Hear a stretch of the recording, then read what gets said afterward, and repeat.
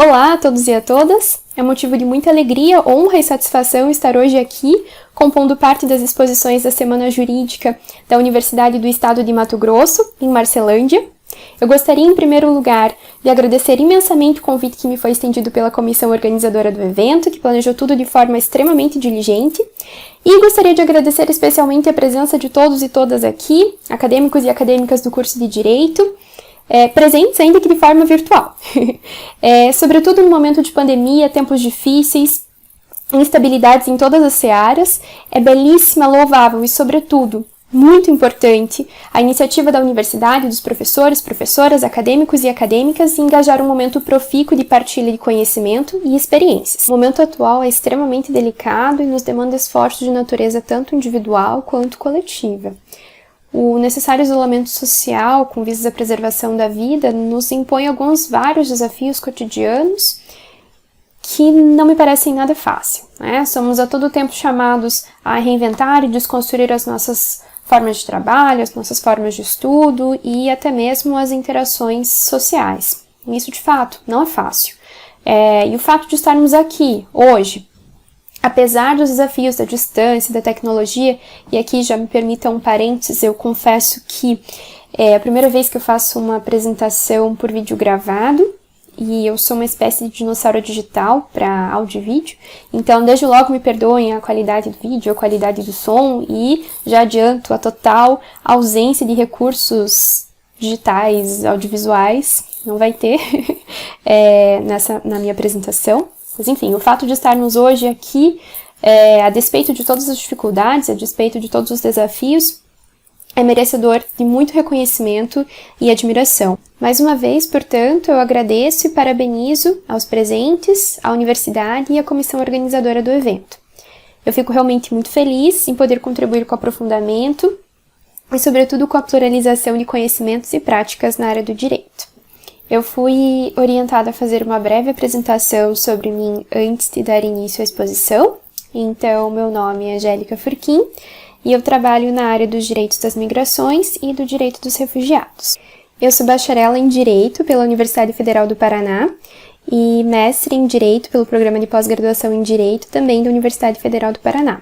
Eu sou advogada e hoje eu atuo como assistente sênior de proteção legal em uma organização da sociedade civil chamada Caritas. Na Caritas, eu trabalho em um projeto que é executado em convênio com o Escritório das Nações Unidas para Refugiados. Acho que um primeiro ponto que deve ser levantado é que, faz sentido a gente pensar sobre refúgio na Semana Jurídica, sobretudo porque o tema do refúgio não é algo estranho à realidade brasileira, de forma alguma. Especialmente nos últimos anos, ele tem se tornado cada vez mais familiar à realidade do Brasil. Eu não gosto muito de partir do tema do refúgio, de pessoas em situação de refúgio, de números, porque eu sou de humanas, né, e não sei muito bem lidar com algarismos, mas sobretudo porque são vidas e vidas importam, independentemente da quantidade. Mas, nesse caso, em particular, eu acho que vale a pena, sim, a gente destacar que, de fato, a temática do refúgio não é estranha à realidade brasileira e, nos últimos anos, é um tema que tem se tornado cada vez mais presente na nossa realidade e com números bastante expressivos. O Comitê Nacional para Refugiados, CONAR, estima que o Brasil tenha cerca de 190 mil solicitações de refúgio acumuladas, o que significa 190 mil pedidos de refúgio em análise, e para cada pedido nós temos aí pelo menos uma pessoa que realizou essa solicitação, então um número de 190 mil, e um total de 32 mil pessoas já reconhecidas como refugiados, ou seja, cujo processo já foi concluído, e foi concluído no sentido de que a pessoa foi sim reconhecida como refugiada, de que ela preenche os requisitos de elegibilidade para o reconhecimento enquanto refugiada. Bom, especialmente agora, né, com o contexto migratório venezuelano.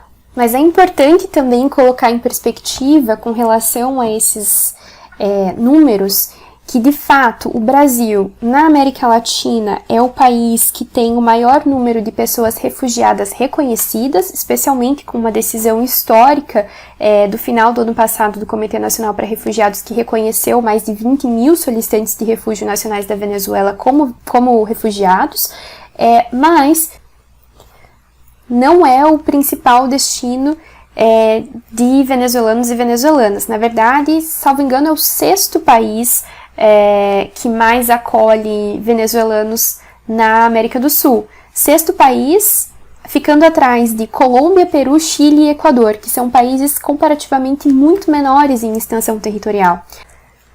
Então eu chamo também a atenção aqui para esse dado, porque é um número que, em que pese bastante significativo, também pode ser relativizado, especialmente no contexto América do Sul e América Latina de forma geral.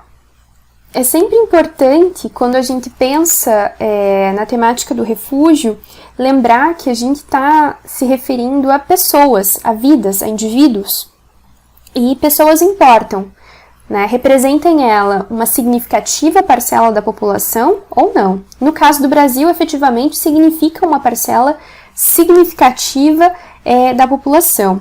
Portanto, faz sentido, na semana jurídica, a gente pensar o refúgio porque é uma situação de vulnerabilidade que precisa de visibilidade. São pessoas, sujeitos de direito, titulares de direito que merecem visibilidade. São pessoas perante as quais o Brasil e a comunidade internacional assumiram compromisso e obrigação de proteger. Faz sentido, sobretudo, pensar o refúgio no direito. O refúgio tem uma acepção jurídica própria, fundamental, e o direito internacional dos refugiados compõe, junto com o direito humanitário e o direito internacional dos direitos humanos, as 3 vertentes de proteção à pessoa humana, complementares entre si. Na semana jurídica, me parece que faz sentido a gente pensar o refúgio não só por ele ser um tema atinente ao direito direito internacional, mas, sobretudo, refletir sobre o refúgio porque ele é uma ferramenta e um aspecto, um elemento importantíssimo para que a gente possa dar passos para uma cultura de respeito, de alteridade e de pluralidade, sobretudo. Antes de pensar um pouco mais sobre o tema do refúgio, eu destaco 2 conceitos preliminares-chave que orbitam na nossa mente quando a gente trata de refúgio. Basicamente, o próprio conceito de refúgio em si e o conceito de migração, de pessoa migrante. Digo isso porque, em que pese sejam conceitos que muitas vezes que podem se coincidir, mas eles são tratados de formas distintas e é importante a gente ter no nosso horizonte o porquê dessa distinção e qual é essa distinção para que a gente possa conversar um pouco mais sobre o tema do refúgio em si.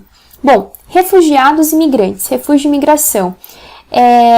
As diferenças estabelecidas entre esses 2 temas, elas nem sempre são fáceis de se observar e a linha que divide e separa os dois temas às vezes é extremamente tênue. Mas, via de regra, a gente considera que a pessoa migrante é a pessoa que tem alguma margem significativa de volição, de vontade, de possibilidade com relação ao ato de migrar. É uma pessoa que consegue, na medida do possível, planejar o trajeto migratório dela, que escolhe migrar, como vai, quando vai, com quem vai, o que vai levar, para onde vai exatamente, como vai. É uma pessoa que, portanto, tem dentro de uma margem de volição, ela tem essas capacidades, porque, em tese, ela não sai do país de origem, e lembrando que a gente está falando de migração internacional, e refúgio também sempre pressupõe cruzar uma fronteira internacional, então a gente fala de migrações internacionais, uma pessoa, portanto, que não sai do país de origem de maneira forçada. Ela escolhe sair do país de origem e, portanto, ela não teria dificuldades ao retornar ao país de origem no que diz respeito à sua própria segurança, à sua própria integridade, à sua própria vida. Esse não é o caso, por exemplo, das pessoas em situação de refúgio. As pessoas em situação de refúgio, Elas estão em situação de risco e vulnerabilidade, elas precisam sair do país de origem não exatamente porque elas querem, mas porque a vida delas está ameaçada, porque a liberdade delas está ameaçada, porque a integridade delas está ameaçada. Ou porque elas já sofreram algo relacionado à sua integridade, à sua liberdade e à sua vida. Pessoa refugiada, portanto, é aquela que sai do país de origem, existe uma definição clássica, né, de refúgio, aquela que sai do país de origem por conta de um fundado temor de perseguição, por motivos de raça, religião, nacionalidade, opinião política ou pertencimento a um determinado grupo social. Essa, inclusive, é a definição de pessoa refugiada que é dada pela Convenção relativa ao Estatuto dos Refugiados de 1951, que é uma convenção internacional e que dá origem e sustenta o sistema de proteção internacional à pessoa refugiada. Adianto já, eu pretendo comentar um pouco mais sobre isso adiante, mas adianto que o Brasil estende um pouquinho mais esse conceito e também abarca como pessoas em situação de refúgio, pessoas que saem do país de origem por conta de um contexto de grave e generalizada situação, por um contexto de grave e generalizada violação de direitos humanos. Ou seja, de uma forma ou de outra, pessoas que não necessariamente têm a opção de permanecer no país de origem, mas elas precisam sair do país de origem para proteger as suas vidas. Esse é o tom e essa é a distinção que normalmente se dá aos temas refúgio e migração.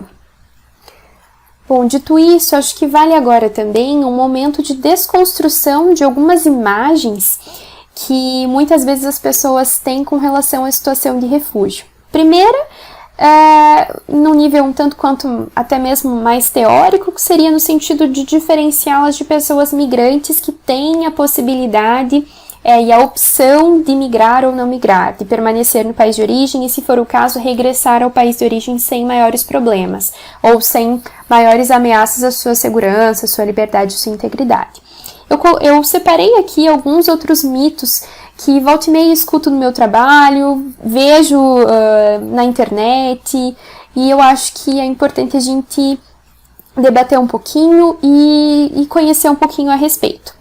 Um mito bastante frequente com relação à situação de refúgio é vincular necessariamente a pessoa refugiada àquela imagem um tanto quanto cinematográfica de pessoa em situação de refúgio. A pessoa que veio, sei lá, de barco, somente com a roupa do corpo, machucada, sem documentos. De fato, isso acontece, mas no contexto, especialmente no contexto brasileiro, eu diria que não são a maioria das pessoas que chegam assim. Muito pelo contrário, na verdade. Especialmente pela localização geográfica do Brasil, isso torna bastante difícil com que as pessoas efetivamente venham para o Brasil dessa forma. Muita gente pergunta, mas então como chega no Brasil uma pessoa refugiada? Ela chega, especialmente se ela vem de um país distante, por exemplo, uma pessoa nacional da Síria, para chegar no Brasil, ela vem da mesma forma que as pessoas se deslocam de um lugar distante para o outro. Ela chega de avião, ela tem passaporte, normalmente, ela chega com um visto, inclusive para poder entrar no Brasil, porque caso contrário ela não consegue nem ao mesmo embarcar na aeronave. Ela chega nos aeroportos, assim como qualquer pessoa que se desloca de um país para outro. Então, acho importante desmistificar isso. É fato, sim, que a pessoa é possível, absolutamente possível que uma pessoa refugiada chegue em um país, de um lugar a outro, nessas circunstâncias, com a roupa do corpo, numa pequena embarcação, sem documentos, mas isso não é um fato para todas as pessoas em situação de refúgio que chegam especialmente aqui no Brasil. Um outro mito, e esse ao contrário do primeiro, que de fato em algumas circunstâncias, em várias circunstâncias, né, mundo afora, é possível que se verifique, mas no contexto de Brasil não necessariamente, de fato não necessariamente, E esse aqui não, completamente, absolutamente equivocado, é o mito de que pessoas em situação de refúgio são necessariamente fugitivas ou foragidas, né, que cometeram algum crime no país de origem e por isso precisam dali sair, por isso precisam fugir. Absolutamente equivocado, né, muito pelo contrário. As pessoas em situação de refúgio, elas saem do país de origem porque algo de errado efetivamente foi cometido contra elas e não por elas. Elas saem porque a vida delas está ameaçada, porque a integridade delas está ameaçada, porque a liberdade delas está ameaçada. Não é exatamente o contrário, né? É completamente contrário ao conceito de refúgio em si. Então esse mito, ele de fato não procede. Um outro mito, um tanto quanto relacionado a esse, é o mito de que refugiados são criminosos ou terroristas. Esse mito por si só, ele também não procede de forma alguma. Inclusive, existe, a partir dos instrumentos de definição da situação de refúgio, existem cláusulas de exclusão. Existem cláusulas de inclusão, ou seja, cláusulas que definem quem de fato, quem pode ser reconhecido como refugiado e quem cumpre com os critérios de elegibilidade para o reconhecimento. Ora, existem alguns critérios. Uma pessoa que sai do país de origem, ou seja, ela cruza uma fronteira internacional por motivos de perseguição. Se uma pessoa, por exemplo, não cruzou uma fronteira internacional ou cruzou uma fronteira internacional, mas não havia nenhum motivo para ela temer pela vida dela por algum tipo de perseguição, algo do gênero, ela não é considerada refugiada. Então existem cláusulas de inclusão, né, de elegibilidade e cláusulas de exclusão. Existem pessoas que, ainda que preencham os requisitos para a concessão do status de refugiado, não vão ser reconhecidas como refugiadas. Essas pessoas são pessoas que, no contexto brasileiro, de acordo com a nossa legislação, inclusive, são pessoas que tenham cometido crime contra a paz, crime de guerra, crime contra a humanidade, crime hediondo ou participado de atos terroristas ou tráfico de drogas. Pela própria definição das cláusulas de exclusão, uma pessoa refugiada, existe um critério de exclusão para uma pessoa que às vezes encontra-se sim em situação de refúgio, mas que tenha cometido alguns desses atos. Portanto, ela não vai ser reconhecida como refugiada no contexto brasileiro, por exemplo. Aqui eu dei o contexto efetivamente da forma como está na nossa lei de refúgio, mas de forma muito similar a cláusula de exclusão também é aplicada de forma global a partir da Convenção de 1951 relativa ao Estatuto dos Refugiados. Uma outra concepção bastante equivocada e distorcida que se tem especialmente no Brasil é que pessoas refugiadas estão no Brasil de forma irregular. O que não é verdade, de forma alguma. Claro que uma pessoa pode estar em situação de refúgio no Brasil e pode estar irregular por alguma questão ou outra, mas via de regra, por exemplo, porque ela não solicitou refúgio ou porque ela perdeu a data de vencimento do documento de identificação. Mas essa não é uma regra, né? E essa definitivamente não é a regra. A pessoa refugiada, ela é documentada desde o momento em que ela chega no Brasil e manifesta a vontade por solicitar refúgio. Ela recebe um documento de identificação provisório, que permite, inclusive, que ela possa trabalhar, que ela possa estudar, que ela possa abrir conta bancária e que ela siga uma vida normal no Brasil até que ela tenha definição sobre o status dela, se reconhecida como refugiada ou não pelo governo brasileiro, e em sendo reconhecida, ela recebe um documento, digamos que mais definitivo, uma autorização de residência efetivamente como refugiada. Então, não, a pessoa não está, uma pessoa refugiada não se encontra no Brasil de forma irregular, muito pelo contrário. Outra concepção extremamente equivocada também, relativamente comum no contexto brasileiro, em que se confunde muito a situação de imigração com a situação de refúgio e não se dá tanta visibilidade para o fato de que refugiados saem do país de origem não porque escolheram, mas porque foram obrigados a fazê-lo, porque precisaram fazê-lo, de que os verdadeiros, abre muitas aspas, refugiados estão em campos de refugiados, como a gente verifica, por exemplo, em outros países como o Líbano, que tem o campo de refugiados Atari, que é um dos maiores campos de refugiados no mundo. essa assertiva também não é verdadeira. Na verdade, a grande maioria de refugiados no mundo vive em cidades, né, e não em campos de refugiados. Campos de refugiados são medidas precárias que surgem mediante uma situação emergencial, num contexto em que o estado de acolhida não tem capacidade de integração local para aquelas pessoas, não tem uma resposta ou uma estrutura até mesmo eficaz para a acolhida das pessoas. E ali é criada uma situação, um contexto provisório, inclusive, e precário para a recepção das pessoas recém-chegadas. Mas isso não, de forma alguma, reflete a realidade da maioria das pessoas em situação de refúgio no mundo.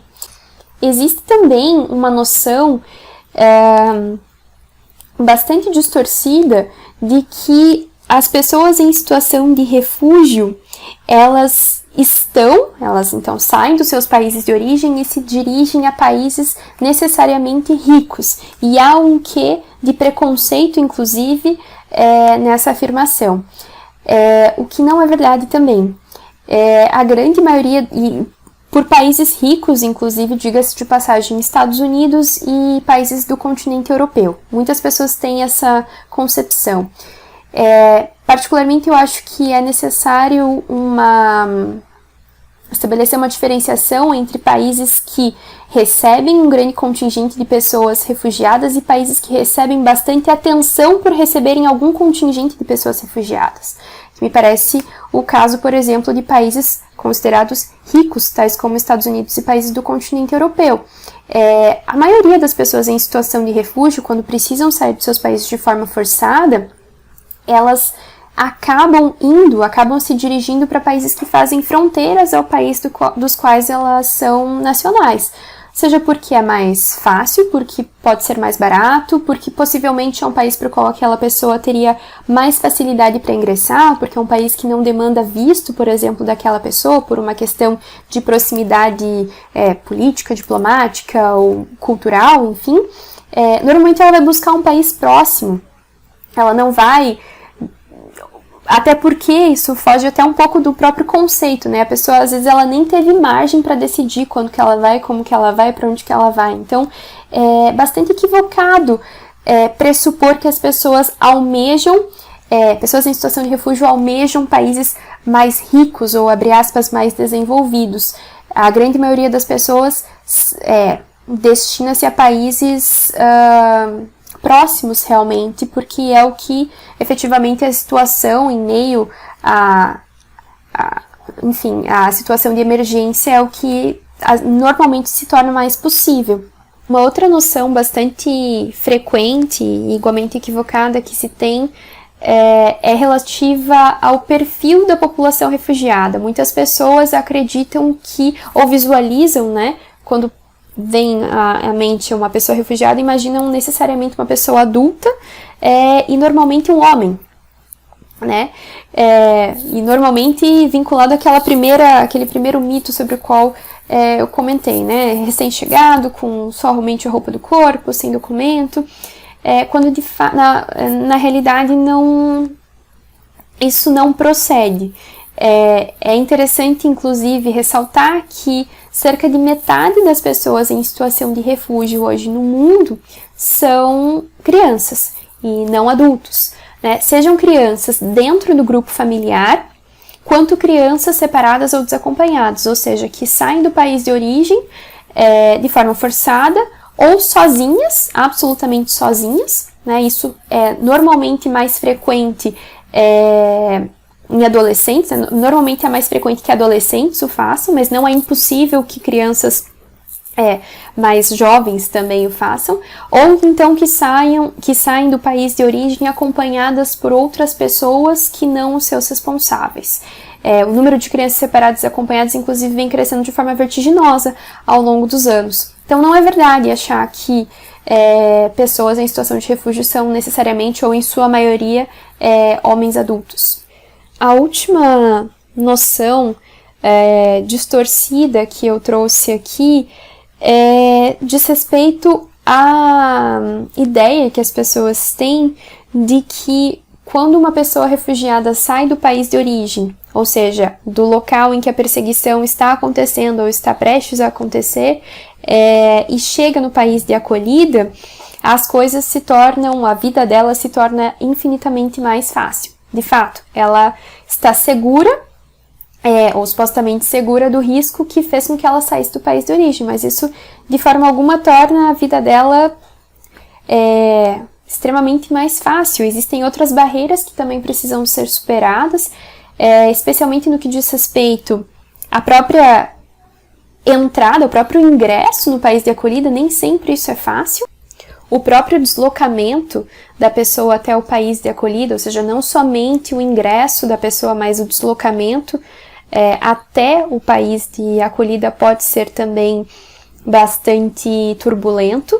E a própria integração local da pessoa refugiada no país de acolhida também apresenta diversos desafios. Os desafios mudam, na verdade, né? As dificuldades, elas mudam. A própria condição jurídica de refugiada que precisa ser garantida, isso eu vou conversar um pouco mais adiante, quero falar um pouco mais sobre isso adiante. Questões de outras ordens, por exemplo, barreiras idiomáticas, lembrando que normalmente a pessoa em situação de refúgio não teve margem para planejar a viagem ou o destino, então é muito frequente que a pessoa não saiba, pelo menos no início, se comunicar no idioma local, então há essa dificuldade de ordem idiomática também, dificuldade com relação ao acesso à educação, dificuldade com relação ao reconhecimento acadêmico e profissional prévio à chegada no país de acolhida. Isso tudo sem contar, claro, com discriminação, preconceito e xenofobia. Então, de fato, os problemas e as dificuldades enfrentados por uma pessoa em situação de refúgio não cessam a partir do momento que a pessoa chega no país de acolhida. Claro que são problemas de outra ordem, mas é bastante equivocado acreditar que a responsabilidade de um país de acolhida está resolvida ou está cumprida a partir do momento que a pessoa chega em seu território, né? Seria muito fácil também para que os países se eximissem da responsabilidade que têm com relação à integração local e uma proteção efetiva das pessoas em situação de refúgio. Agora que a gente tentou desmistificar um pouco o conceito de pessoa refugiada, especialmente tentando mostrar com um pouco mais de nitidez o que não é a pessoa em situação de refúgio. Muitas vezes o senso comum, o imaginário social cria uma imagem bastante equivocada e que por sua vez gera uma série de preconceitos e discriminações contra a pessoa em situação de refúgio por um motivo completamente equivocado, por falta realmente de entender o porquê a pessoa veio para o Brasil ou o que fez com que a pessoa saísse do país de origem. Então, uma vez que essas noções, na medida do possível, estão um pouquinho mais nítidas, a gente pode conversar um pouco sobre o que efetivamente é a tal da proteção internacional à pessoa em situação de refúgio. Por que a gente fala de uma proteção internacional? Por que não pode ser uma proteção à pessoa em situação de refúgio? Por que proteção internacional? Será que tem um motivo, no caso da situação de refúgio, da gente falar de proteção internacional? Claro, a gente está falando de direito internacional e a gente está falando, né, uma temática atinente ao direito internacional, e a gente está falando de pessoas que saem de um país e vão para o outro. Então, portanto, faz sentido, né, falar de internacional, mas por que exatamente? Bom, a proteção internacional ela está estreitamente vinculada à internacionalização dos direitos humanos. E ela parte da seguinte lógica: ora, cada Estado é responsável pela proteção de seus próprios nacionais. Mas e se o Estado falha nessa proteção? E se o Estado não é capaz de proteger os próprios nacionais? Seja porque ele se mantém inerte com relação a uma situação de violação de direitos humanos ou ameaça de violação de direitos humanos, ou pior, se o próprio Estado é o agente violador de direitos humanos, é o próprio Estado quem viola ou ameaça os seus próprios nacionais. Nesse caso, não resta mais a determinada pessoa, a determinados grupos de pessoas, buscar a proteção nacional, porque ela é insuficiente. cabe então buscar a proteção internacional. Ora, aquela pessoa se vê obrigada a deixar o país de origem porque naquele local ela não consegue mais obter qualquer forma de proteção. E aí ela busca proteção internacional. Cabe aqui também destacar, eu falo muito sobre o estado de origem, o estado de nacionalidade, né? É importante quando a gente fala da situação de refúgio também, dar destaque à situação das pessoas que não têm um estado de origem, um estado de nacionalidade, mas elas têm um local de residência habitual, que é o caso, por exemplo, das pessoas em situação de apatridia, que não tem mais o vínculo da nacionalidade que é a que liga ela a um determinado estado. Ora, da mesma forma, uma pessoa apátrida em seu local de residência habitual, se naquele local ela não mais consegue também ser protegida, ela não goza de proteção do local de residência habitual, da mesma forma, por conta de uma perseguição ou por conta de uma ameaça de violação de direitos, seja por parte do próprio local, das autoridades do próprio estado de residência habitual, ou porque se mantém inerte a qualquer forma de coibição, a ameaça às violações de direitos humanos, da mesma forma, a pessoa se vê obrigada a deixar o seu local de residência habitual e buscar em outro local, em outro estado, a proteção internacional, porque a de onde ela estava já não é mais suficiente. E quando a gente fala de proteção internacional, pessoa refugiada, a gente necessariamente precisa abordar um pouco sobre o marco legal responsável por essa sistematização, pela criação do sistema de proteção internacional à pessoa refugiada, porque até então, até o final da Segunda Grande Guerra Mundial, a gente não tinha essa definição de forma global. A pessoa em situação de refúgio era tratada... Melhor, a situação de refúgio ela era meio que decidida a partir de determinadas circunstâncias, determinados contextos, de forma muito pontual, portanto. Mas não havia um conceito sistematizado e global que desse conta da situação de refúgio como um todo. E ao final da Segunda Grande Guerra Mundial, tendo em vista a completa falha da comunidade internacional e dos sistemas de proteção ao ser humano, cria-se, reestrutura-se, né, no plano internacional o aparato de proteção a direitos humanos, então com a internacionalização dos direitos humanos e a constitucionalização do direito internacional. E no plano da temática do refúgio nasce o marco de proteção internacional à pessoa refugiada. E esse marco é a Convenção de 1951 sobre o Estatuto dos Refugiados, que eu abordei brevemente há pouco. A Convenção, ela estabelece, então, pela primeira vez, de forma sistematizada e de forma global, quem é considerada a pessoa refugiada. Então, ela vai falar o seguinte, que uma pessoa refugiada é a pessoa que sai do país de origem por conta de uma perseguição, ou, na verdade, a Convenção fala de um fundado temor de perseguição, então não necessariamente a perseguição em si, mas o medo dessa perseguição, ou da ameaça dessa perseguição, por motivos de. E aí a Convenção estabelece 5 categorias de perseguição odiosa, por motivos de raça, religião, nacionalidade, pertencimento a determinado grupo social ou opinião política. Então, pessoas que saem do país de origem por conta desses motivos, porque em seu país de origem elas não podem valer-se da proteção de que fariam jus, né?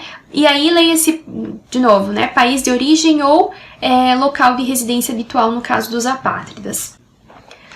Só que a Convenção de 1951, quando ela foi redigida, parece que ela não foi pensada exatamente para ser um documento que perdurasse ao longo do tempo. Não sei se de forma até mesmo estratégica ou, enfim, por otimismo, realmente. Mas a Convenção de 51, ela estabeleceu 2 reservas, uma de ordem temporal e outra de ordem geográfica. Era possível que os estados, à época, interpretassem a Convenção no sentido de que ela seria aplicada ou, né, reserva temporal, a acontecimentos ocorridos antes de janeiro de 1951, ou seja, até um determinado ponto da história, até um determinado momento, e também era possível compreender que ela poderia ser aplicada até 1º de janeiro de 1951 no território europeu. Portanto, uma reserva geográfica. O que definitivamente não dava conta de responder às realidades e de responder às necessidades de proteção das pessoas no mundo e em qualquer momento da história. Isso fez com que a convenção precisasse ser alterada, mas ela efetivamente não foi alterada em seu texto, mas houve a necessidade de que esse conceito ele fosse adequado, porque não era capaz também de dar respostas às necessidades de proteção. A adequação desse conceito limitado que estabelecia a Convenção de 1951, ele foi, abre aspas, corrigido, ele foi adequado a partir da adoção do Protocolo de 1967, alguns anos mais tarde, portanto, pela comunidade internacional. O Protocolo de 67 elimina as barreiras geográficas, a barreira geográfica e a barreira temporal. Detalhe que o protocolo é um documento separado da Convenção de 51, então cabe aos estados adotá-lo ou não. Um estado, por exemplo, pode ter somente adotado a Convenção de 1951 e, portanto, permanece com o conceito de pessoa refugiada ali estipulado e não ter adotado o Protocolo de 67, o que faz com que o conceito, portanto, daquele estado de pessoa refugiada seja mais limitado. Então, cabe aí um exercício de autonomia dos estados, né, no sentido da adoção ou não do protocolo.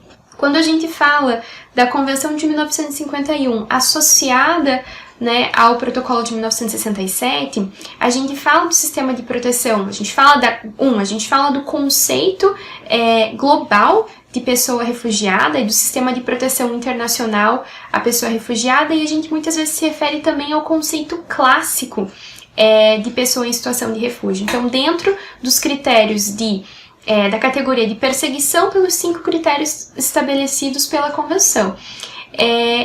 Essa concepção, ela também é passível de N críticas, né? Por ser uma definição tanto quanto estanque, por ser uma conceituação que não tanto parece, ao longo dos anos, ter se amoldado às realidades sociais e às demandas e necessidades de proteção das pessoas ao redor do globo. Então, ela também é passível ela é passível de diversas críticas e é passível de diversos debates bastante espinhosos, inclusive no direito internacional, no direito dos refugiados. Existe uma discussão bastante espinhosa no que diz respeito, por exemplo, aos chamados refugiados ambientais, né?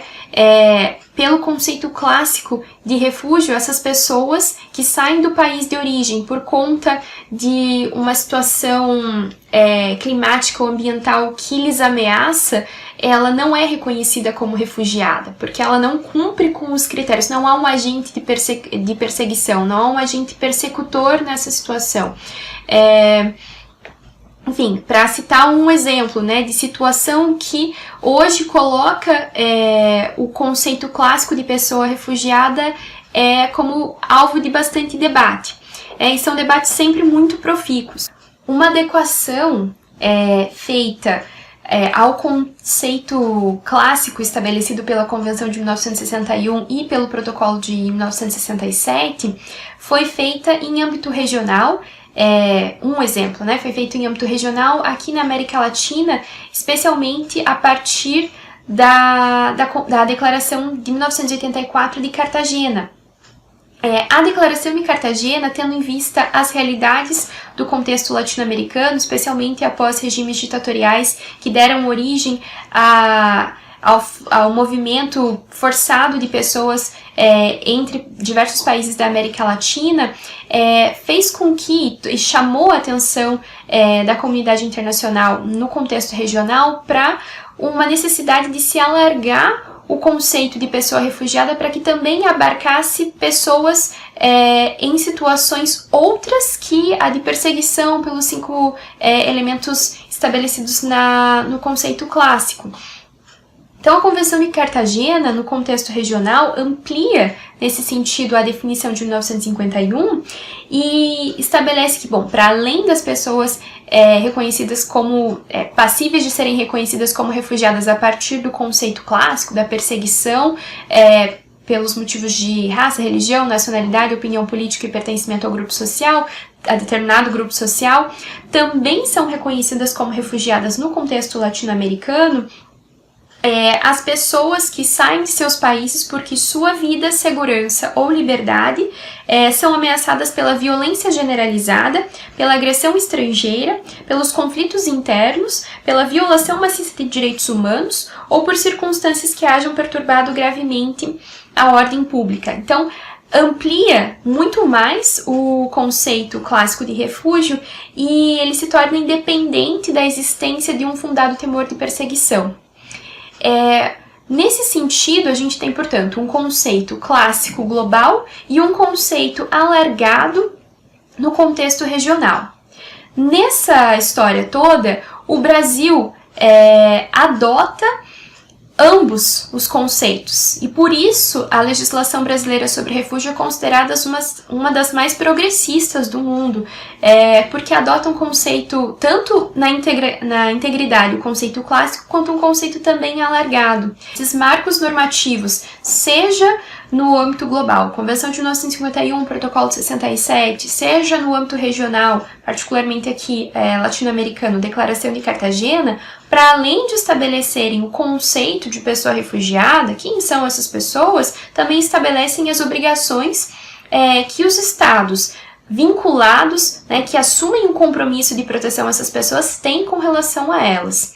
E nesse sentido, o principal, a pedra angular no sistema de proteção à pessoa refugiada, a obrigação central e primordial de qualquer Estado com relação a uma pessoa em situação de refúgio é o dever da não devolução. É o princípio chamado non-refoulement, o princípio da não devolução, que faz total sentido com o próprio conceito de pessoa refugiada. Ora, se uma pessoa ela é refugiada porque ela foi obrigada a deixar o seu local de origem porque sofreu algum tipo de perseguição e por conta disso ela não pôde valer-se da proteção em seu próprio país e teve que buscar essa proteção em outro local, esse outro local, por suposto, não pode devolver essa pessoa ou retornar essa pessoa ao local de origem dela, porque foi exatamente ali que a vida dela estava ameaçada, que a vida dela passava por uma situação de ameaça, de violação de direitos humanos. Faz parte, portanto, da lógica, se a gente for pensar, do próprio conceito de pessoa refugiada. A garantia do princípio do non-refoulement é chave central no sistema de proteção internacional à pessoa refugiada. A gente não consegue falar de proteção internacional à pessoa refugiada se as garantias do non-refoulement, se a garantia da não devolução for violada. Então, falar sobre proteção internacional necessariamente pressupõe garantir que aquela pessoa vai estar segura no país de acolhida e que o país de acolhida assume o compromisso de não devolvê-la, de não retorná-la para o local em que a vida dela, a integridade dela, a liberdade dela possa ser colocada em risco. É importante lembrar que a partir do momento em que os estados vinculam-se a esses instrumentos de proteção internacional, Convenção de 51, Protocolo de 67, em particular, e também a Declaração de Cartagena, embora ela não seja, não tenha exatamente a mesma natureza que a Convenção de 51, Protocolo de 67, mas a partir do momento em que os estados se vinculam a esses instrumentos, eles assumem a responsabilidade e a obrigação de cumprir com os ditames ali estabelecidos. Ora, se o princípio da não devolução, se o princípio do non-refoulement é pedra angular na proteção internacional à pessoa refugiada, os estados têm a obrigação de respeitar esse princípio e de não violar esse princípio. A realidade, por outro lado, é um pouco dura. E o que a gente percebe, na verdade, é que muitos estados adotam medidas mais sutis de violação ao princípio da não devolução, que não simplesmente o retorno, né? Bota uma pessoa ali no avião e devolve para o país de origem. Várias são as artimanhas que são usadas pelos países de forma geral, justamente para violar o princípio da não devolução de forma um tanto quanto mais sutil. E que, por sua vez, que configuram violações expressas à proteção internacional à pessoa refugiada. Exemplos não tão sutis, né, de violação a esse princípio são, por exemplo, a construção de barreiras físicas, construção de muros, que dão origem à inadmissão de pessoas em territórios, mesmo elas expressando a vontade e a necessidade de solicitar refúgio. Cada Estado parte da Convenção de 51, do Protocolo de 67, vinculado à Declaração de Cartagena, portanto, assume o dever de implementar os compromissos firmados no plano internacional em suas realidades, o que normalmente significa a incorporação de legislação doméstica e o ajuste de mecanismos internos para que as pessoas identificadas como em situação de refúgio possam ser protegidas em conformidade com os parâmetros estabelecidos nos documentos internacionais. Então, assim, a garantia, né, e a efetivação dos enunciados internacionais, inclusive, em legislação doméstica. O Brasil é um dos países que melhor conseguiu fazer isso, né? O Brasil adota tanto o conceito de pessoa refugiada estabelecido pela Convenção de 51, quanto o conceito estabelecido pelo Protocolo de 1967, e também abarca a definição da Declaração de Cartagena, reconhecendo que também podem ser consideradas como pessoas refugiadas aquelas que saem do país de origem, para além dos motivos da situação de perseguição estabelecidas ali pela Convenção de 51, aquelas pessoas que saem do país de origem por conta de um contexto de grave e generalizada violação de direitos humanos. E o Brasil faz isso a partir, né, estabelece esse conceito a partir da Lei de Refúgio de 1997, a Lei 9474 de 1997. Claro, para além de definir, né, quando a gente fala dos instrumentos de proteção internacional e até mesmo da lei de refúgio, normalmente a gente sempre fica falando do conceito, né?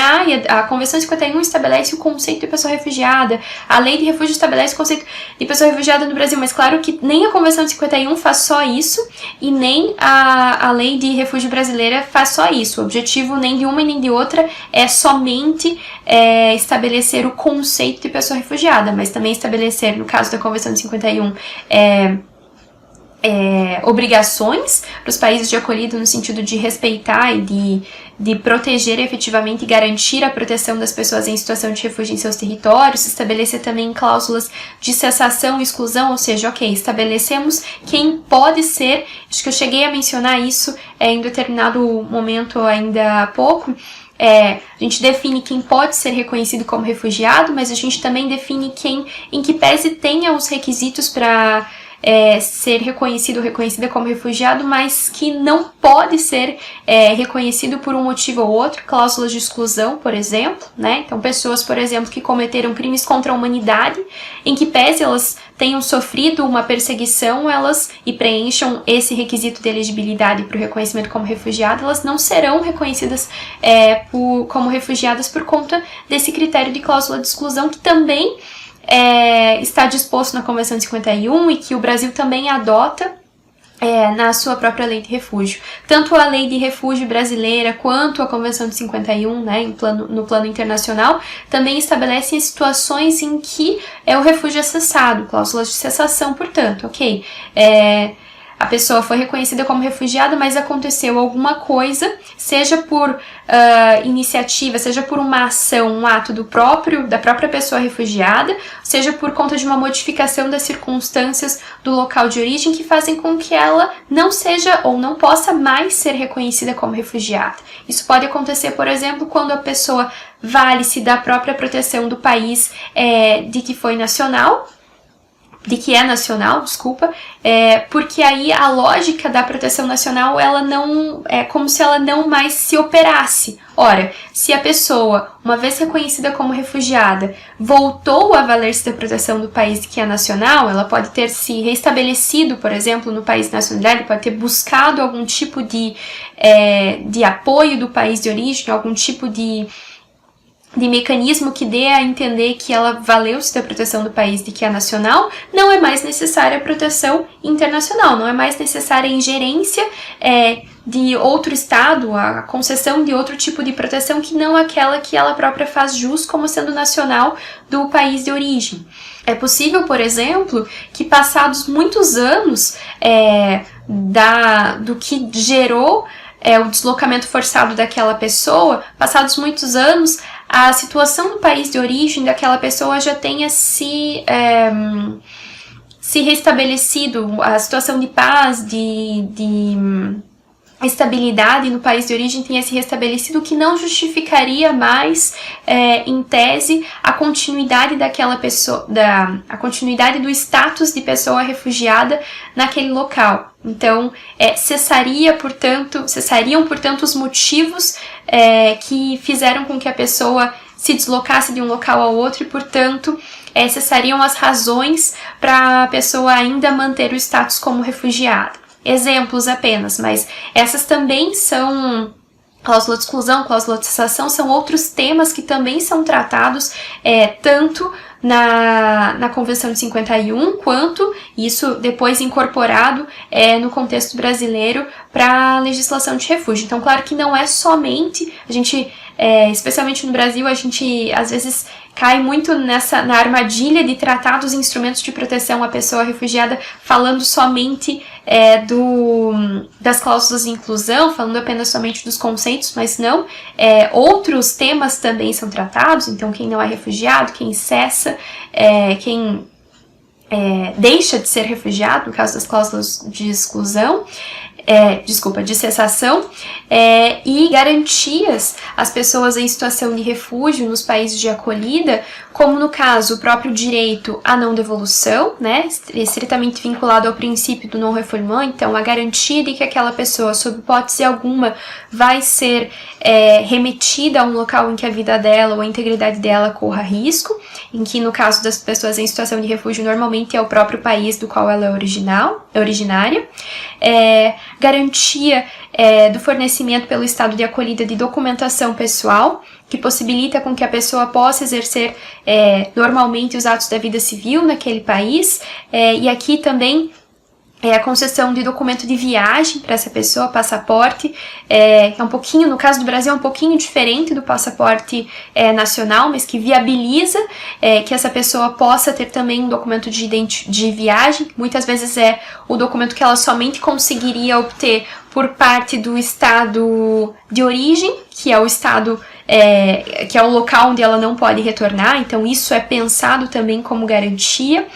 O direito ao trabalho formal, para que essa pessoa possa integrar-se na sociedade de acolhida, da mesma forma o direito à educação e à saúde, a garantia da liberdade de circulação e movimento dentro do território do local de acolhida, direito à não discriminação e a liberdade religiosa. O dever de casa no que diz respeito à criação desse marco teórico basilar no âmbito interno para a proteção da pessoa refugiada foi criado e foi bem criado, mas tantos outros deveres de casa dali se originam. E, sobretudo, são deveres de casa múltiplos que demandam, inclusive, trabalho em equipe, trabalho conjunto. Tanto da sociedade civil organizada, que na temática do refúgio protagoniza de forma bastante substancial, quanto das universidades, do próprio governo e das organizações internacionais, no sentido de que cada enunciado tenha resultado. Isso significa garantir qualidade, por exemplo, no processamento das solicitações de refúgio, inclusive em um momento como o atual, em que o Brasil tem um número bastante elevado de solicitações de refúgio em trâmite, garantir a permanente observância do princípio da não devolução, especialmente em zonas de fronteira, e situações indiretas de refoulement que às vezes passam despercebidas por parte de autoridades migratórias, garantir o acesso puro e simples à solicitação de refúgio. Se uma pessoa não consegue, por algum motivo, ter acesso à solicitação de refúgio, isso pode ser uma medida de refoulement indireto também. Então, esse tipo de situação precisa ser verificado. Garantia de políticas públicas que possibilitem a integração local dessa pessoa. São deveres de casa cujos enunciados já estão dados. Os enunciados, inclusive, estão muito bem dispostos nos nossos marcos de proteção legal, mas para que se verifique efetivamente a sua concretude na prática, é necessário a nossa revisita e a nossa atenção, nosso trabalho é justamente voltado a esse aspecto. Eu encerro a minha apresentação aqui, fico à disposição para conversar a respeito, para responder a perguntas, se houver, fico à disposição e agradeço a atenção de todos e todas. Uma boa semana jurídica a vocês!